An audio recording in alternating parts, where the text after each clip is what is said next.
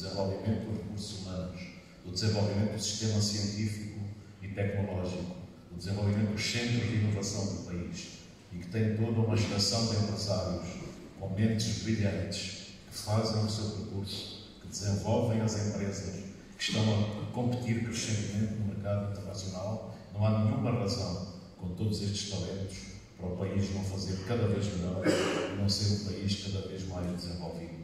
O ano 2022 é um ano que demonstra de múltiplas maneiras todas estas asserções. E porquê? Porque nós estamos a viver uma situação muito difícil no contexto internacional. Temos uma fratura do sistema geopolítico internacional, uma fragmentação crescente a nível do comércio, algumas disrupções nas cadeias logísticas. E estamos a passar por uma era absolutamente extraordinária que gerou riqueza e prosperidade no planeta, com a globalização crescente, com a integração crescente das economias mundiais, com a explosão do comércio internacional. E atenção, o comércio, como disse o filósofo francês Montesquieu, o comércio é um fator de promoção da riqueza, é um fator de pacificação das relações internacionais. E hoje o que estamos a ver é a fragmentação deste sistema. Ainda é cedo para dizer que terminamos uma era e estamos a começar uma era nova. Esperemos que a racionalidade, que de vez em quando assalta a espécie humana, seja capaz de recompor aquilo que está a ser destruído. Mas o inimaginável aconteceu. Temos uma guerra na Europa, uma agressão bárbara, uma potência revisionista da ordem internacional, que é a Rússia, coligada mais ou menos de forma escondida com a China, e há um desafio muito grande nesta fragmentação geopolítica. Recordo aqui que a Europa foi um continente fator de duas grandes guerras mundiais.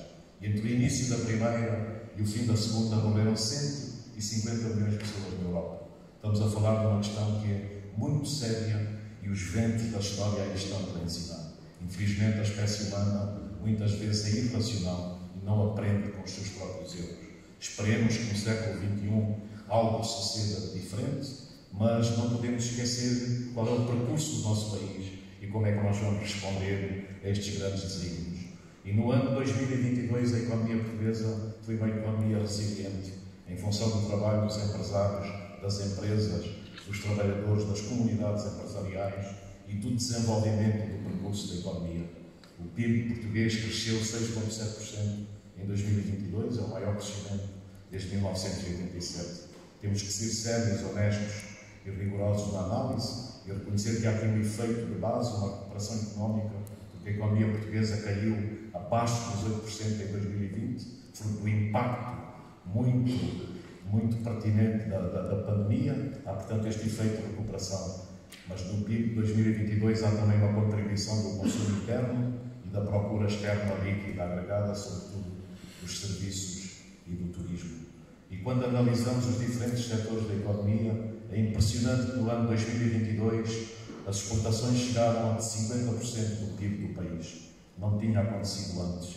E o PIB atingiu esse valor de 210 mil milhões de euros. Portanto, o primeiro desafio que temos que fazer a nós próprios, nós temos que chegar nos próximos anos aos 250 mil milhões de euros. Temos que ter essa ambição. E quando chegarmos aí, temos que caminhar e criar todas as condições para, antes do fim desta década, passarmos os 300 mil milhões de euros de riqueza acumulada e produzida no país. E nós temos condições para fazer isso se derrotarmos o nosso pessimismo coletivo, se derrotarmos alguns dos preconceitos que marcam a vida social deste país. E o principal desses preconceitos é a hostilização contra as empresas e, sobretudo, contra as grandes empresas. Eu acredito profundamente que as empresas, as comunidades empresariais, os empresários e os seus trabalhadores são elas que criam a riqueza, são o motor da criação da riqueza do país. E nós vivemos num país que passa a vida a discutir como é que vamos distribuir a riqueza e discute pouco como é que vamos criar mais riqueza. E a criação de mais riqueza passa por questões que são fulcrais e que os meus colegas aqui do painel já enfatizaram nessa sessão. E eu queria enfatizar ainda mais cada um desses fatores. O investimento mais produtivo que o país pode fazer é nas pessoas, é na qualificação das pessoas, é no desenvolvimento das suas competências. Nós fomos um país que, por efeitos históricos, foi extremamente marcado, com grandes graus de analfabetismo, quando os países do norte da Europa há muitos anos tinham abandonado há séculos essas taxas de analfabetismo. Nós conseguimos chegar ao fim do século XX e entrar no século XXI com apenas 12,8% dos nossos jovens a frequentarem o ensino superior. Hoje já são cerca de 41%, 6 pontos acima da média da União Europeia. Temos feito um caminho nas qualificações, nas competências, temos toda uma nova geração marcada por esta visão cosmogónica do mundo, esta visão integrada na economia mundial. E eu acredito profundamente que, se mobilizarmos todas estas forças e todos estes talentos, nós vamos construir um futuro diferente. Mas há um outro fator que é significativo e que é um dos grandes obstáculos ao desenvolvimento económico do país, a que pouca atenção temos dado. Se olharmos para o nível de capital por trabalhador nas empresas portuguesas, ele é do mais baixo da União Europeia. As empresas portuguesas sofrem de uma subcapitalização crónica e nós temos que confiar nos nossos empresários.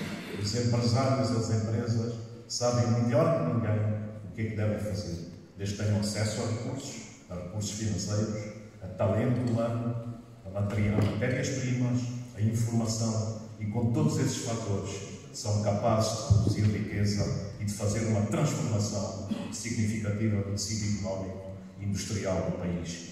E quando olhamos para aquilo que se está a desenvolver ao nível da subcapitalização das empresas, no último quadro comunitário, o cálculo era de cerca de 8 mil milhões de euros. A meu ver, hoje ainda é significativamente superior. E é por isso que tenho lutado denodadamente para termos um banco de fomento a funcionar e a interação com todo o sistema empresarial em Portugal. As nossas empresas, como os seus empresários sabem muito bem, a principal financiamento que têm é através do endividamento bancário. E eu sou das pessoas que defendem só uma economia saudável se tivermos uma banca comercial saudável. É um dos pilares fulcrais para o desenvolvimento económico do país. Mas muitas vezes as empresas têm projetos de inovação, têm projetos com rentabilidades que não são compagináveis com aquelas que a banca comercial apresenta. Projetos a médio e longo prazo, em termos das transições energéticas, da transição digital, da reformulação tecnológica das empresas, e precisam de um Banco Nacional de Fomento. O Banco Português de Fomento vai ser um grande banco promocional do Estado português. E quando cheguei ao Ministério da Economia, havia muito descrédito em relação ao Banco de Fomento, inclusive nas instâncias europeias. Eu lembro-me de uma reunião em junho do ano passado com o Comissário Paulo Gentiloni, que foi feita em São Bento, e eu apresentei um plano de ação para recuperarmos os atrasos que tínhamos no Banco de Fomento, para respondermos em termos de todas as metas e objetivos que estavam consignados no ano de 2022, e para transformar o Banco de Fomento naquilo que é o KfW na Alemanha ou o ICO em Espanha, um parceiro inteiro, um full member do InvestEU, que é um grande programa da União Europeia. E o que é que se passa? O Banco de Fomento conseguiu cumprir, tem uma nova administração, tem mais dinamismo, tem mais ligação ao sistema empresarial, e vamos lutar todos os dias para melhorar essas relações e para responder aos pedidos das empresas. O Banco de Fomento não existe para competir com a banca comercial, existe para colmatar as falhas do mercado e existe, sobretudo, para capitalizar o sistema produtivo e empresarial português. E do Fundo de Capitalização e Resiliência que existe hoje, com cerca de 1.300 milhões de euros, cerca de 533 milhões de euros estão já alocados a investimentos que foram selecionados. E 333 milhões de euros já estão contratados. E espero que com os 4 programas que existem e outros que venham a ser desenhados, com a interação contínua com o sistema empresarial do país, espero que o Banco de Fomento seja um fator de mudança. E se conseguirmos isso, nós vamos mudar o paradigma financeiro que existe no nosso país e pôr à disposição das empresas mais instrumentos. Como costumo dizer muitas vezes, temos que ser também um país normal do ponto de vista financeiro. Temos uma banca comercial saudável, temos um grande banco promocional capaz de ser um parceiro do InvestEU, de ter acesso ao mercado de garantias e ao mercado de equities da União Europeia e, portanto, de aumentar muito o seu potencial de fogo e de suporte ao sistema empresarial. Temos os fundos de investimento, temos as sociedades de capital de risco e temos um funcionamento pluralista, digamos, do sistema financeiro agregado e sinergético, possa ser uma plataforma propulsora do desenvolvimento das empresas e do seu enquadramento para o futuro. Mas não vamos conseguir também o desenvolvimento do país se nós não reforçarmos denudadamente todo o nosso sistema de inovação. É por isso que no Plano Nacional de Recuperação e Resiliência, talvez o componente que pode ser mais transformador para a economia portuguesa são as 53 agendas mobilizadoras. Nós temos nestas agendas mobilizadoras a representação de todos os setores que estão aqui na economia de Santarém, na economia do país, desde logo nos setores tradicionais. Os nossos setores tradicionais estão profundamente envolvidos e nós sabemos dos exemplos que o sistema empresarial português criou quando as empresas se associam, quando criam os seus centros tecnológicos, quando desenvolvem as suas associações empresariais, quando fazem um mapeamento das suas vulnerabilidades e estabelecem um caminho para superar esses constrangimentos e olhar o futuro de forma diferente. E nestas agendas mobilizadoras estão integrados e incorporados aqueles que são as grandes mudanças tecnológicas que nós estamos a viver no século XXI.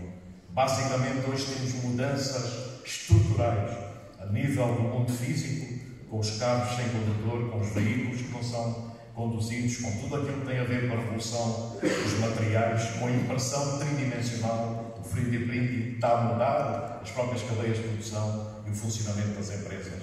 Mas temos mudanças muito significativas no mundo digital, com tudo o que é a inteligência artificial, as máquinas que aprendem, a internet das coisas e, atenção, o poder imenso dos sensores que podem mudar tudo e dar-nos a informação que precisamos para termos uma relação inteligente com o meio ambiente, com o meio envolvente e com o funcionamento das empresas. Mas o terceiro vértice deste triângulo virtuoso é tudo aquilo que se está a passar no mundo da biologia, das ciências da saúde. Acredito profundamente que este século é o século do cruzamento da biologia com a computação. E toda a investigação que nós temos, toda a investigação política no nosso país, ao nível da área das ciências da saúde, vai ser potenciada e já explicarei como é que vamos proceder a isso. Combinando os primeiros dois vértices, as mudanças que existem no mundo físico e no mundo digital, há um estudo muito interessante da McKinsey que diz com muita clareza que a aplicação destas tecnologias digitais no chão de fábrica das empresas pode proporcionar respostas 10 vezes mais rápidas do que foram proporcionadas pela Revolução Industrial e a uma escala 300 vezes maior. E é isso que eu verifico com muita alegria, muitas vezes, quando visito o chão de fábrica em Portugal, de múltiplos setores. É a intensificação desta revolução tecnológica, a incorporação que as empresas estão a fazer nas suas cadeias de produção, das tecnologias digitais, da robotização, da automação, da impressão tridimensional, a reconfigurar as suas cadeias de valor, a apostar na eficiência, a melhorar todos os processos de produção e a serem mais competitivas no mercado e mais competitivas no mundo. Nós não só vamos ter uma economia de sucesso, somos cada vez mais competitivos nos mercados internacionais. E é por isso que, com alegria, eu verifiquei este indicador que já chegamos a 50% das exportações em termos do PIB. Estamos a ser uma economia cada vez mais competitiva e acredito profundamente que a aceleração dos efeitos destas agendas pode ser transformadora para a economia portuguesa. Mas não podemos esquecer também tudo aquilo que está a ser feito ao nível de criarmos uma política industrial de saúde. Foi das primeiras coisas que fiz no Ministério da Economia, criar um grupo com as empresas, as associações empresariais, o Ministério da Saúde, os organismos públicos, para desenvolvermos uma política industrial de saúde. E porquê que fiz isto? Durante muito tempo acompanhei um projeto nos Estados Unidos, no MIT. E este projeto tinha a ver com o tratamento do cancro da mama nas mulheres americanas. Eles construíram bases de dados anonimizadas de cerca de 50 mil mulheres americanas. E tinha toda a história clínica, evidentemente os nomes das pessoas não estão na base de dados. E estas técnicas, a inteligência artificial, as máquinas que aprendem, conseguem detectar o que o olho humano não consegue detectar. O primeiro sinal de decomposição das células ou de transformação das células, os primeiros sinais da doença. E estão a identificar, com 6, 7 anos de avanço hoje, a detecção precoce destas doenças. Nós temos uma população, quando olhamos para a nossa pirâmide etária, que está revertida. A nossa população de 65 anos ou mais já começa a ser significativa. E eu sou das pessoas que defendem que o envelhecimento é uma coisa boa, porque a alternativa é muito pior. E, portanto, nós temos que transformar uma sociedade envelhecida numa sociedade criativa. E E se nós apostarmos nas ciências da saúde, nós vamos prolongar a vida das pessoas, nós vamos aproveitar todo este segmento da população com toda a experiência e criatividade que tem em múltiplos setores da economia nacional. E é por isso que nas agendas mobilizadoras nós temos 5 grandes agendas dedicadas às indústrias de saúde. Uma delas da Blue Pharma, que é uma empresa de Coimbra para os medicamentos injetáveis complexos, que estão a trabalhar já com as moléculas pequenas, os peptídeos, os ácidos nucleicos, com os novos materiais que podem fazer uma transformação do futuro. Temos outras agendas ligadas às biotecnologias. Os produtos biológicos vão ser fulcrais na transformação das economias. E o nosso país está colocado para fazer essa transformação. Mas isso não é suficiente se ignorarmos tudo aquilo que se passa hoje no mundo da energia. E a energia está em grande transformação. O ano 2022 viu a Europa, de repente, a reduzir a sua dependência do gás da Rússia, a apostar cada vez mais nas energias renováveis. O nosso país foi um dos primeiros da Europa que fez esta aposta. Hoje 60% da nossa eletricidade já provém de energias renováveis. As energias renováveis são cada vez mais competitivas, elas vão coligar-se nesta transformação que a matriz energética está a sofrer com outras formas de energia, mas é muito importante fazer essa transformação, porque ela está ligada aos processos de descarbonização. E esta é outra grande transformação que está a ocorrer na indústria portuguesa e nas empresas portuguesas. É a solução dos desígnios da descarbonização. Não há volta a dar. É só olhar para os sintomas que estamos a ver no nosso planeta. Nós temos um modelo de desenvolvimento económico e social que é predador dos recursos do planeta. Se olharmos nos últimos 60 anos em termos percentuais, nós estamos a consumir hoje 618 vezes mais petróleo que há 60 anos atrás, 1000 vezes mais gás, 756 vezes mais níquel, 1500 vezes mais bauxita. Não é possível. E é por isso que este paradigma tem que mudar. Temos que deixar de ser uma civilização que transforma recursos em lixo a uma velocidade sem precedentes na história, para sermos também uma civilização capaz de reprocessar os resíduos e transformar o lixo em recursos, adotando e massificando a economia circular. E é com alegria que vejo que isso está a começar em múltiplos setores da nossa economia, desde logo na nossa indústria têxtil, que já usa fios reciclados, que já usa novos materiais. E se olharmos para a indústria têxtil do mundo e a indústria da moda, que são das mais poluentes, a taxa de circularidade dos materiais é inferior a 1%.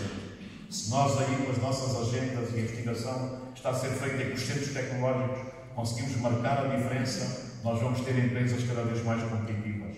Porque à medida que os problemas ambientais do planeta aumentarem, as novas gerações de consumidores vão exigir uma espécie de licença social para as empresas operarem. E a pegada carbónica das empresas, a sua relação com o meio ambiente, a adoção da economia circular, a adoção dos biomateriais, a transformação dos seus processos produtivos, a assunção da sua responsabilidade social, será cada vez mais um desígnio que os consumidores vão escolher e as nossas empresas devem estar preparadas para fazer essa transformação.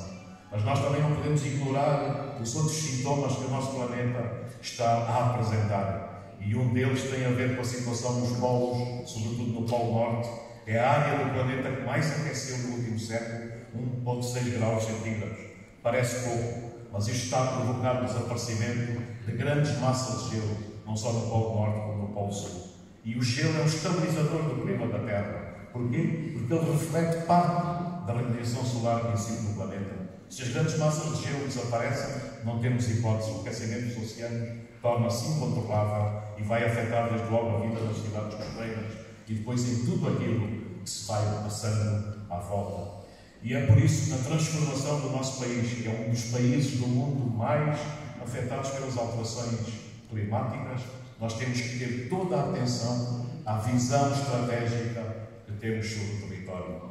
O Sr. Presidente da Câmara de Santarém acentuou aqui muito bem as assimetrias que existem hoje. E reparem o paradoxo que nós temos no nosso país.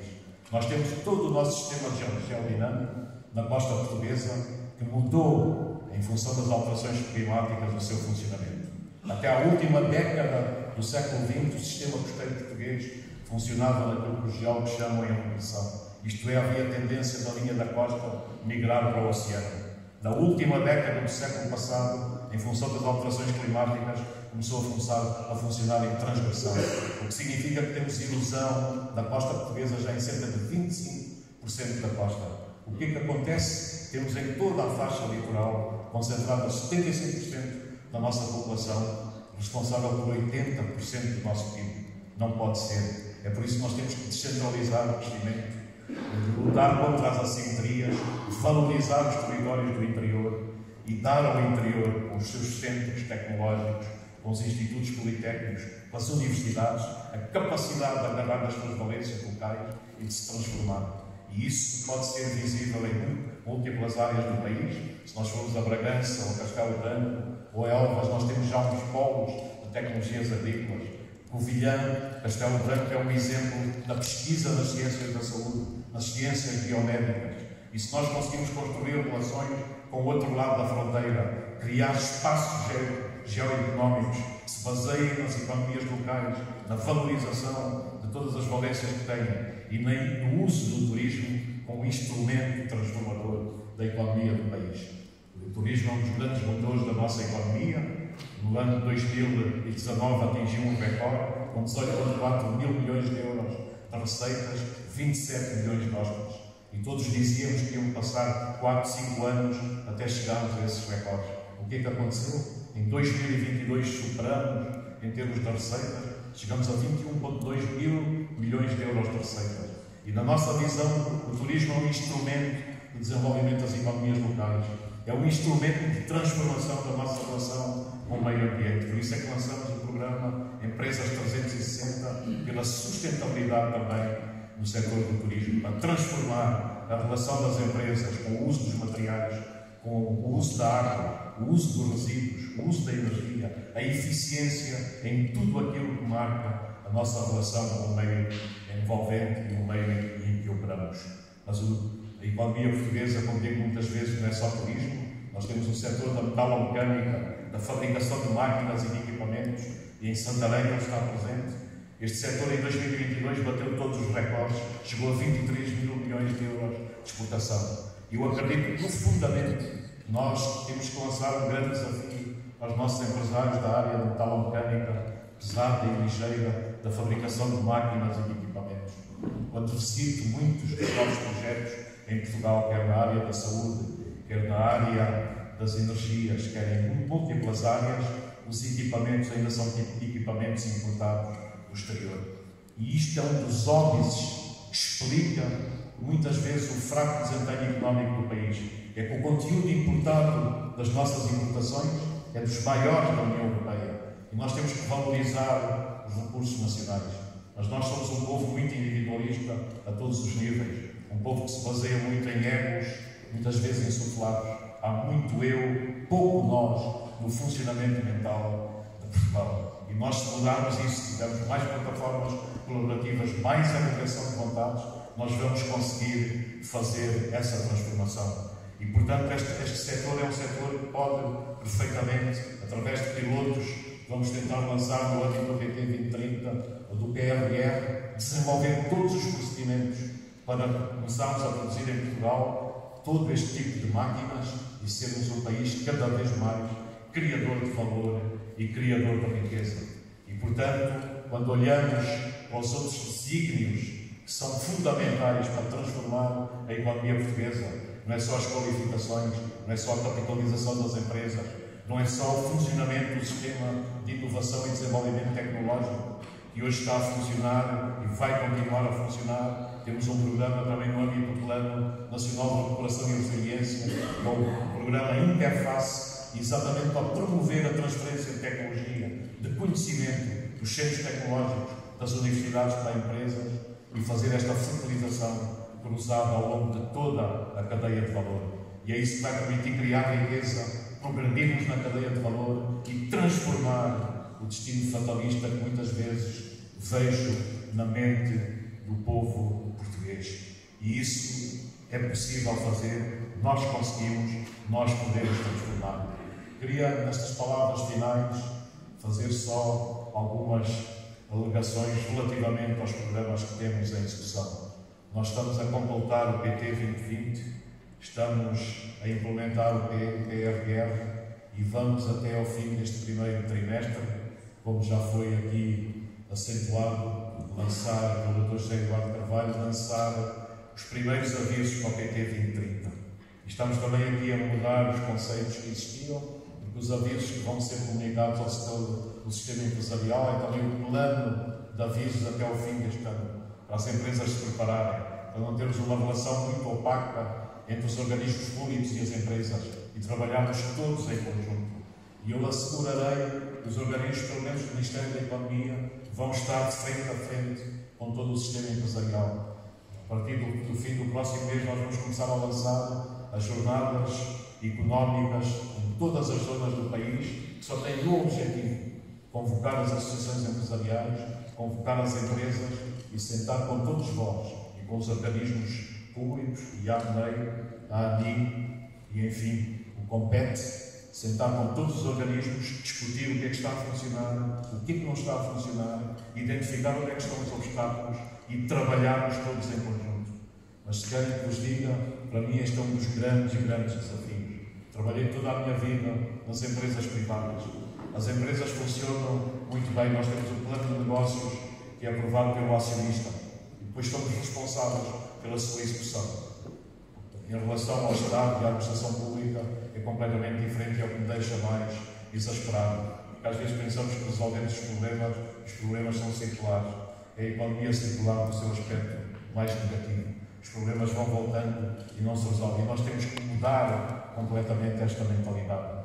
Porque a mentalidade da administração pública, e atenção, na administração pública temos setores que funcionam bem, temos pessoas que são extraordinárias, mas a administração pública está muito orientada para pareceres e não para deliberações. E as empresas, quando interagem com 6, 7, 8 diferentes organismos. Cada organismo faz o seu parecer, depois não há uma decisão. Vamos tentar mudar esse processo. Uma coisa é certa: o máximo que o país conseguiu executar em termos de fundos europeus foi entre 2.500 a 3.000 milhões de euros por ano. Nós vamos ter mais do dobro nestes próximos anos para executar. E, portanto, se não simplificarmos os procedimentos, se não simplificarmos o licenciamento, se não tivermos uma interação contínua entre os organismos do sistema empresarial e as autarquias e tudo aquilo que é envolvente na execução destes projetos, vai ser extremamente difícil. E é por isso que fóruns como este, e é por isso que a vossa ajuda vai ser absolutamente preciosa para sinalizar aquilo que está a funcionar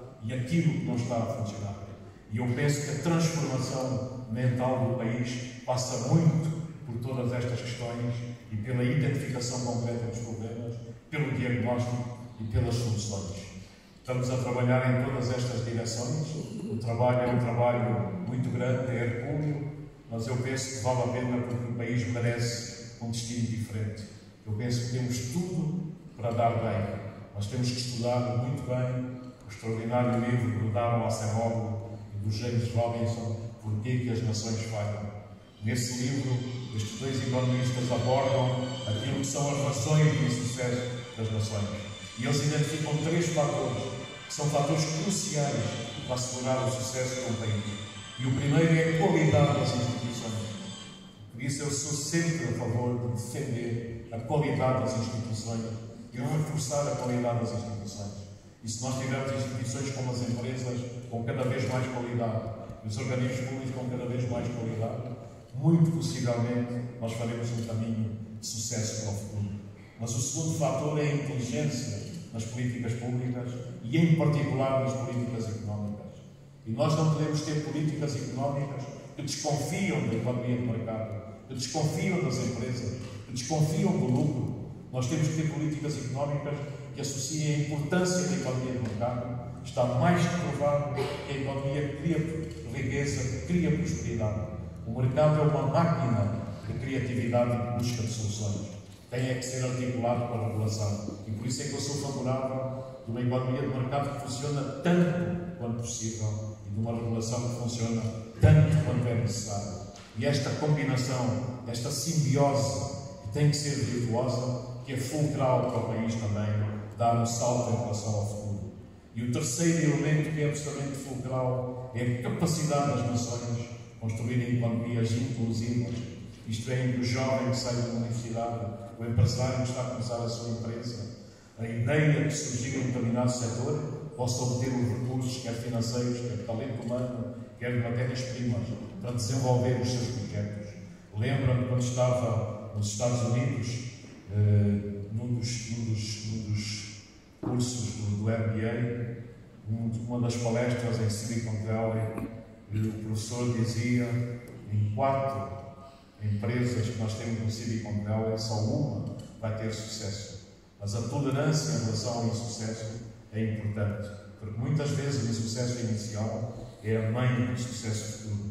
E nós temos um país que não perdoa o insucesso futuro no sistema empresarial. E nós temos que articular todos esses elementos e criar as condições para fazer essa transformação. E, portanto, aquilo que eu posso dizer aqui e que eu posso me comprometer é trabalhar não só com a sede educacional, com a sede da Associação Regional em Santarém, de voltar. Tomei boa nota de todas as questões que colocaram, que são importantes para todo o distrito de Santarém, em relação às infraestruturas, em relação à conectividade aérea, em relação aos projetos que são absolutamente relevantes e que têm a ver com a água. Nós temos um problema da água no nosso país que temos que resolver.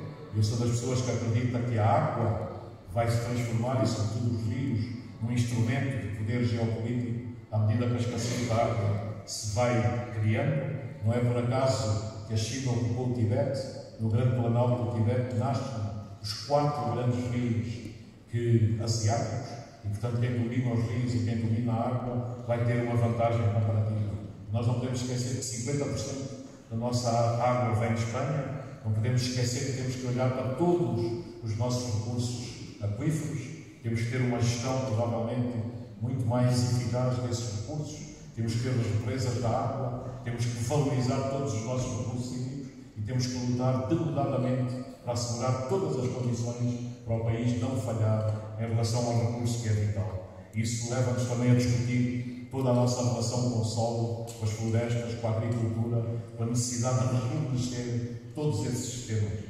E eu tenho uma ideia que já discuti várias vezes. Eu penso que o país tem que progressivamente apostar numa espécie de internet do território, com um grande investimento público. Nós temos hoje meios, quer para gerir tudo o que é o território continental e tudo o que é o território marítimo, usando as tecnologias que temos à nossa disposição.